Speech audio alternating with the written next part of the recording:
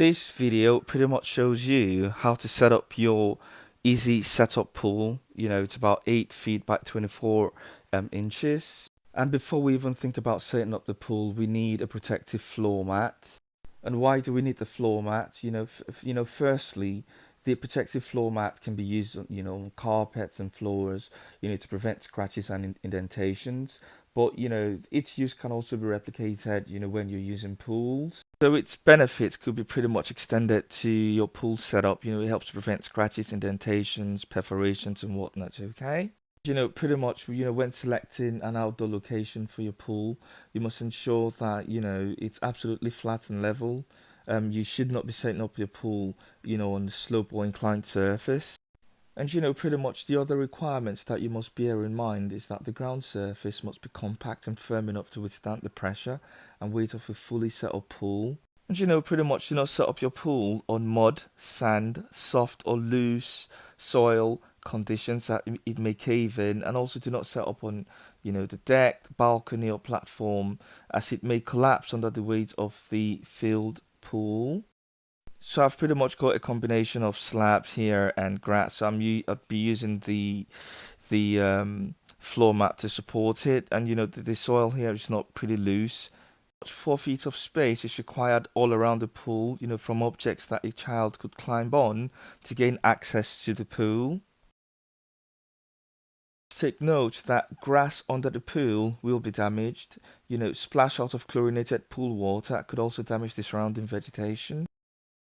Deweed or get rid of aggressive grass like the St. Augustine and the Bermuda, as they've got the tendency of growing through the liner. Pretty much the pool is not covered by warranty, so if that grows through, the onus or responsibility would not be that of the manufacturer. Lastly, the area shall facilitate the drainage of pool water after each use, or for long-term pool storage. In setting up the pool, so I found a flat level location that is free of foreign object debris that may puncture the pool liner or cause injury. Set up the pool with at least 2 persons. Do not drag the pool, as this could cause some liner damage and pool leakage. Here, the ground cloth has been taken out and it's been spread over the cleared area. After laying out the pool, I have spread out the plain blue sides to make sure that the pool floor is as smooth as possible. And the next step from here onwards is the ring inflation. So I've pretty much flipped the top ring out to check that it's fully outside of the wall lining and facing up. And then subsequently inflate the ring, of the pool with a manual air pump.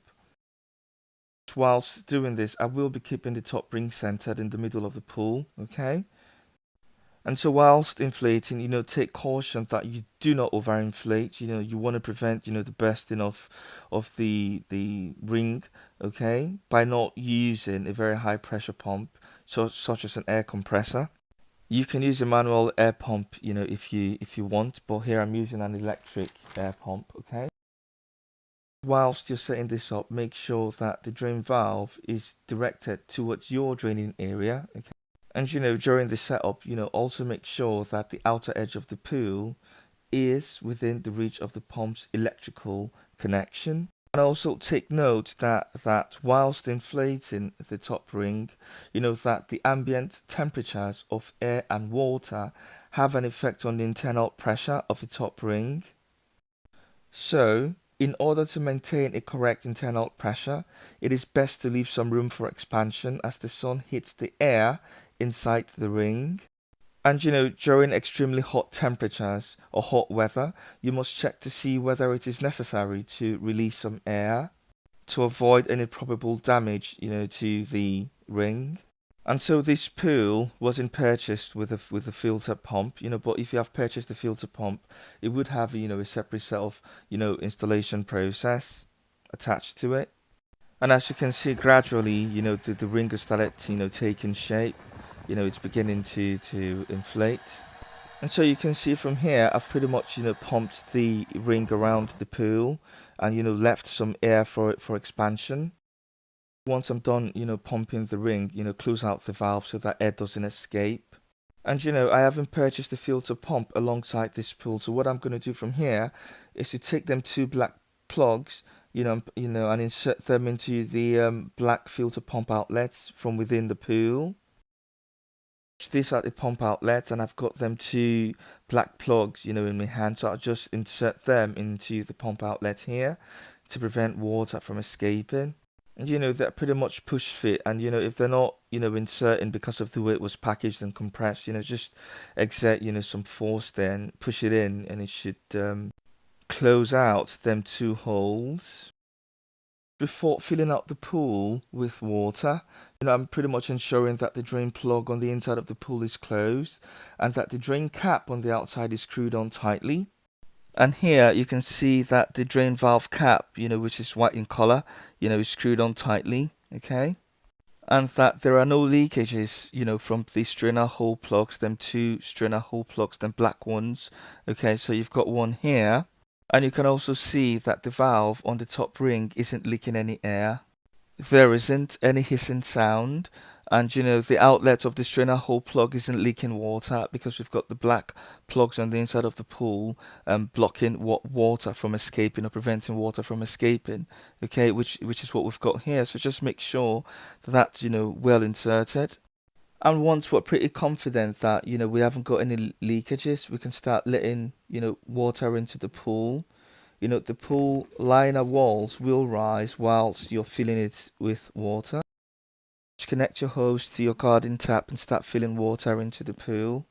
You can fill the pool with no more than 1 inch of water, in order to check to see whether the water is level. And then check to see if the water in the pool flows to one side or is slanty. If it's slanty, then it means that the pool is not completely level, and that increases the risk of a potential collapse of the pool. So if it's not level or flush with the ground, you must drain the pool, level the area, and refill the pool. Okay. So whilst you're filling water into the pool, smoothing out the bottom liner wrinkles by pushing out where the pool floor and the pool sides meet. But if you're smoothing out the bottom liner wrinkles, from the outside, you can reach under the side of the pool, grasp the pool floor and pull in an outward direction. And pretty much if the ground cloth is causing any trouble, the two adults that are, installing or setting up the pool can pull from the opposite sides to remove all wrinkles, okay? And then, ensure that you fill the pool up with water up to the bottom of the inflated ring, just underneath here. This is the recommended fill line level.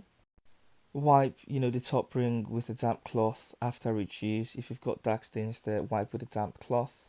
Do not use strong detergents, abrasive material or brushes. And in terms of the water maintenance, you can use chlorine granules to disinfect the water. Never let chlorine come in contact with the liner if it's not completely dissolved. Dissolve it in a bucket of water before adding it to the pool water. And do not use a pressure washer to wash the pool. Also cover, the pool with a pool cover when not in use. I've pretty much used like, dumbbell weights, to keep or to prevent the pool cover from flying off. You might get a different cover. It's pretty much up to you what you prefer. But what's really important is that, proper technique is important for testing and treating the pool water. See a pool professional for chemical test kits and testing procedures.